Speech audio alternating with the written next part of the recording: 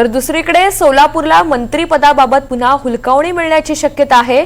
भाजपच्या 5 पैकी एकाही आमदाराला अद्याप फोन गेलेला नाहीये।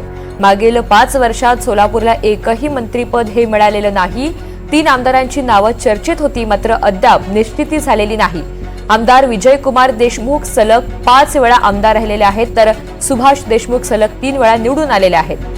तर आमदार सचिन कल्याण शेट्टी यांची प्रशासनावर असलेली पकड आणि देवेंद्र फडणवीस यांचे निकटवर्तीय म्हणून ओळख आहे, त्यामुळे यांची नावं चर्चेत आलेली होती।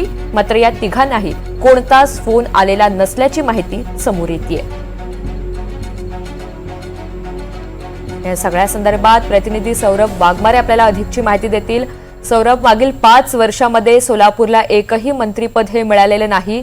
यावेळी नेमकं काय चित्र पाहायला मिळेल, कारण अद्यापही 5 पैकी एकाही आमदाराला फोन हा आलेला नाहीये।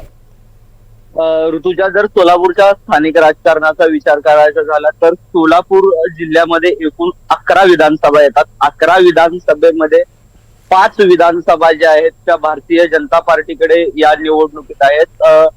सुभाष देशमुख असतील, विजयकुमार देशमुख असतील, देवेंद्र कोटे असतील, समाधान आवताडे असतील किंवा सचिन कल्याण शेट्टी असतील, त्यातले विजयकुमार देशमुख हे 5 वेळा जे आहेत ते आमदार पद त्यांनी भूषवलेलं आहे। सुभाष देशमुख यांनी सलग 3 वेळा जे आहे आमदार पद भूषवलेलं आहे। समाधान आवताडे 2 वेळा आमदार आहेत, सचिन कल्याण शेट्टी 2 वेळा आमदार आहेत आणि देवेंद्र कोटे हे देखील एक आताच नूतन आमदार आहेत। संपूर्ण महाराष्ट्रामध्ये पद्मशाली समाजाचा चेहरा म्हणून देवेंद्र कोटे यांच्याकडे मंत्रिपद मिळेल अशी सर्वांची, म्हणजे सर्व पक्ष कार्यकर्त्यांची आणि समाजातल्या लोकांची अशी त्यांच्याकडे बघण्याचा दृष्टिकोन होता। आणि सचिन कल्याण शेट्टी यांना देखील मंत्रिपद मिळेल अशी देखील संभाव्यता वर्तवली जात होती।